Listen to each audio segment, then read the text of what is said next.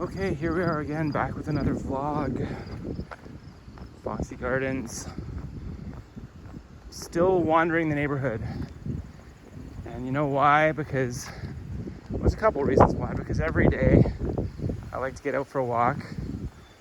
You know, it's part of my fitness routine, my regimen, as it were. And yeah, the more hills I tackle, the more cardiovascular workout I get, the more intensive. So I thought, you know, I already did a vlog, but I'm doing another vlog just to show off some of the scenery and also to capture this hill here, Gordon Street. It's a hill in this town where it's like, is it the highest point in town? It's up there, like, no pun intended, it's up there, highest point in this town of Cambridge. And it goes, it's just very steep. Like, at first it's not so steep, but it gets steeper when you get to the incline up here. But yeah, this guy over here, he I know him from junior high school. He offered to make me bigger and stronger than I've ever been because he's a weightlifting guy. But then I just was doing weights on my own, so I figured I didn't need him. But nice guy. Sort of seems about the same as he did when I was in junior high school. So anyway, climbing the hill. It's not so bad yet. It's just a normal hill at this point. But yeah. The other reason that I'm doing this is because I was supposed to go to some guy's house, and the guy, we planned to meet today on Wednesday, and wouldn't you know, he canceled at the last minute because because he messaged me and he had some weeding to do. I'm like, okay, yeah, sounds doable. I can come over on Wednesday, sure. Here's the time, okay, agreed. And then I think this morning he said, actually, I'll just do it myself. And I said, oh yeah, no problem. So there's a bit of a 180, if you will, because he's like, you know what, maybe I'll just do it. I'm like, why not, Didn't really bother me because I have other things to do. But it was interesting because there's a little bit of planning, He's like, well, which day can you do? Can you come as soon as possible? I'm like, yeah, sure, yeah. And so squeezed him in the schedule. Never met the guy, I don't know anything about him or his property. This is where the hill gets steep, so I wanted to include this in the vlog. So I try to go up this hill every day.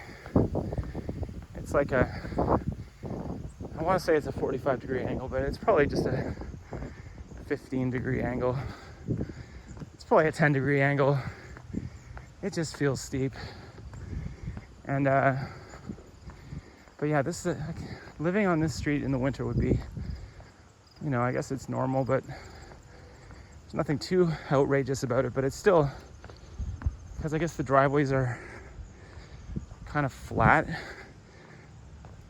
so but some of the driveways are not flat and they're kind of steep, and I wouldn't want to park on them in the winter when everything is encased in ice. But again, there's some nice yards here with some very nice manicured gardens, and this guy's lawn here is like one of the most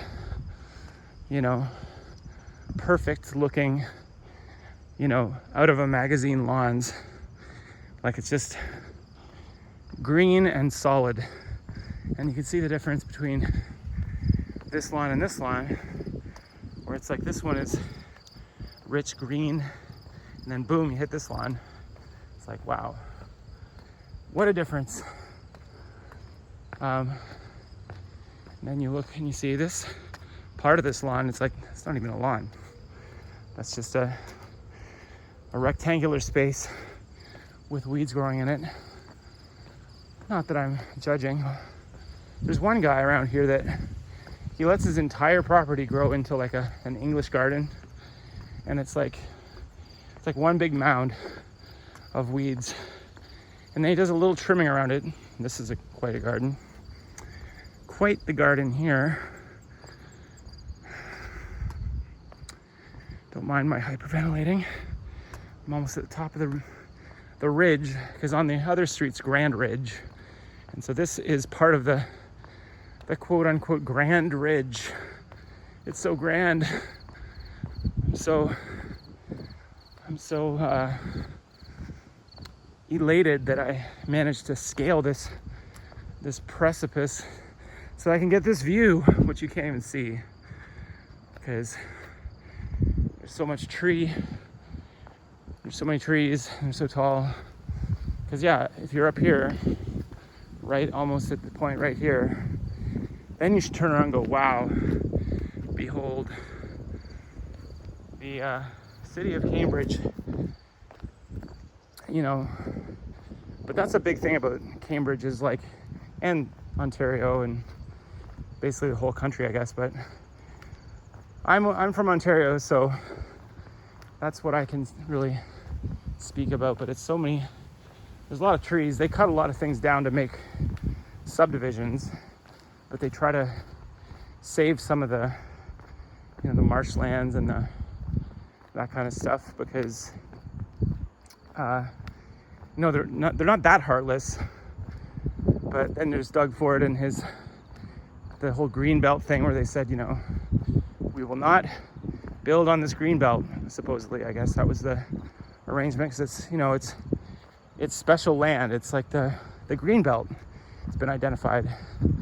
But then they're like, you know, we need more housing. Why don't we just build a few more houses? There's a housing crisis. We need more houses, which I don't know if you'd call it a housing crisis in the sense of, you know, there's not enough houses. It's just that people can't afford the houses. So it's more like an economy problem, not so much like there's a ton of houses. But, you know, I'm not a civil engineer, so I don't know. Or is that who knows about this stuff? The civil engineers, the guys that, you know, can tell you if there's too much or not enough in terms of houses. Yeah, so this neighborhood is just very, you know, quiet a lot of the time. Now we're going down the hill, and this is quite the yard. And there's a weeping mulberry right there, some hydrangeas, Japanese maple, forget what that's called. You know, kind of like a big giant boxwood, I guess. Very boxy, it looks like a loaf of bread. Yeah, some of those tiger grass things. Forget what they're named. Yeah, that's the thing about freestyling on a vlog. It's like you could say, oh, you talk too much. It's like, well, it's a vlog. I could just shut up and put music, but I'd rather listen to the sonorous sound of my own voice as I, you know, walk through the neighborhood and film without asking anyone's permission if I could specifically film. But I'm not really filming anything that's not, like, I'm on the public, like, technically I'm on a public sidewalk filming what's in front of me. And you could say, well, you know, these houses are private. It's like, well, they're in my field of view. So that's the thing these days, you get in trouble for just having things in your field of view and then filming them, I guess. But you know, my intentions are good, so I don't feel too bad about, you know, I'm not like doxing this neighborhood. It's like, come to this neighborhood and, you know, just do something All I want is people to come to the neighborhood, and I don't even want people to come to the neighborhood. Actually, I'm just showing people what it's like in this neighborhood. Not that anyone could even really find it, although I guess it wouldn't be too hard to find. But it's there's some. I thought that was a squirrel, but it's just a light. Yeah, so I'm not really. This is not an invitation to come to this neighborhood, as if anyone would anyway. People like their own neighborhoods, so you're just showing them another neighborhood so they can go, oh, that's what it's like. And because one time I went to Turkey for like a few weeks, and I was, I went to Istanbul and I went to Ankara, whatever, the capital. I think it's the capital. Istanbul you'd think would be the capital, but I think Ankara might be the capital. Kind of like Ottawa and Toronto. You think Toronto's the capital, but it's not. It's Ottawa. And a bunch of other places. And when I was like just wandering around some of these towns in Turkey, I'm just like, man, I should be videotaping this, because like this does not look like Canada or like the States or whatever. It's like it looks different, like fundamentally, and it's like it's sort of nice to see it. If you're from another place, you can go, oh, that's what it looks like in Canada, so people, there's certain places when I go on when I'm on the internet scoping out different places, and I'm like, well, I guess note to self, never go to Chicago, don't go to Philadelphia. And it's like, why? It's like, well, I just saw some riot or something, like, or I saw some crazy looting or something, and I'm like, well, where was that? Was that in San Francisco or somewhere in California? And then I'm like, I like San Francisco. At least I went there once, and it was cool, and I really liked it. But I was just a young lad. And then I thought, well, maybe I'll go back to San Francisco. And then I thought, well, not now. It just seems a little bit run down and crazy, like you might get stabbed with a broken beer bottle or something. But also I've seen online people defending it, saying, no, that's not the real San Francisco. It's a beautiful place. It's like, yeah, I'm sure it is. Well, sort of like this town, like, you go, you get around the town a bit, and there's certain parts of this town which are less than idyllic. It's a nice town. Everywhere is nice in places, right? So then, like, even in this specific spot, you can run into some ne'er-do-wells, and the ne'er-do-wells will, give you flack for just, running into them. But it's usually like a certain, let's say, age range of, like, teenager, I guess, So teenagers, I remember when I was a teenager, and we were such brats. Like, our music teacher, the year after we were gone, he like quit. He had like a nervous breakdown. I remember our French teacher literally ran out of the room screaming and never came back. And then the principal had to come in and be our teacher for like the last month of the class. And there was a fridge box at the back where certain individuals would go to, like, as punishment for being brats, right? So, and he just stared at us like, I can't believe you drove that teacher out of here. It wasn't me. It was, I'd say it was a collective effort. And on that particular day, I think someone tried to, and it wasn't me, I assure you, but someone tried to trip her with an overhead projector cord. Like, she was walking, and someone was like, and they like, somehow she tripped over a cord, and then once she was on the ground, everyone's like, "Whoa," like everyone was like just being very bratty, and this little meek, mild lady just like ran the hell out of the building. And then people chased her. People were like chasing her because there was like a high quotient of brats in my class. Like maybe a third of the class was pure brat, and I was like kind of a peripheral brat, I guess. But what was my point again? I guess I was saying that, you know, every town has its dark side, and, you know, people that they get into a mood, you know. Some people get into not even a bad mood. There's just people kind of go psycho and get into a state of having to, you know, make the town seem less appealing. But I would say, yeah, and like we have like issues here with things like substance abuse and whatever, and so it's not a perfect town, obviously. It's just like just a nice, normal town. And it tends to, you know, certain times when you're walking around, it's just not, it's just a little bit riled up, you know? Like, even me, I feel like I'm in a demographic where, like, I'm not a small dude, and I walk around and you get lit from these little punks, you know, and it's like, these little punks, they're not even that little. Like, in my neighborhood, there's one guy, like a couple weeks ago, there's like a little squad of teenage goons, and they were like, I'm gonna pull out my gat and my Glock and I'm gonna shoot ya.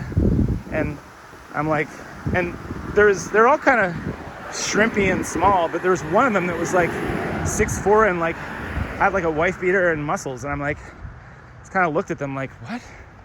Like, pardon me? What did you guys say? Like, but I was on my bike, so they said it kind of like in passing. I think they were saying it more to the air than to me. You know, it's like, so it was interesting. Nothing really happened. But the point is, people get mouthy. And then if you're just a normal citizen, like me, very normal, like, you either can say like, what did you say? Or you can say, this grass could use some mowing, I would say, but none of my business. Or you could just be like, huh, interesting. Because, yeah, you don't like, I'm a gardener. I'm like a landscape, you know, bush shaper. Like, I might give this a little trim. Might weed whack those. I might trim along here. I might mow this lawn. There's many things I can do. I'm like a Leonard Skinner's simple man. But yeah, just like not out looking for conflict, but there's definitely some colorful characters in this town that you run into from time to time, where you're like, I don't know what I'm supposed to do, and the police around here are kind of like, one time there was like a break-in. It wasn't a break-in, but there was someone lurking around the neighborhood, and I called the police, and I just said, hey, there's some lurking people here, people lurking around. What should I do? What do you think I should do? And then they said something weird like, don't do anything, don't hurt them. You know, definitely don't injure them, because then you're in trouble. And I'm like, wait a second, so if they're on my property, if they're in my house, I can't do anything? And they're like, well, no, because they can sue you or something. And I'm like, oh, even if they're in my house, they can sue me. Interesting. And then they said, and, you know, don't even really call us because we're busy. And I'm like, busy with what? And they're like, well, we just don't, you know, we have other things to do. I'm like, so if I say that someone's breaking into my house, see if you're saying to me, this was like the police chief or something. She's like, we have other things to do.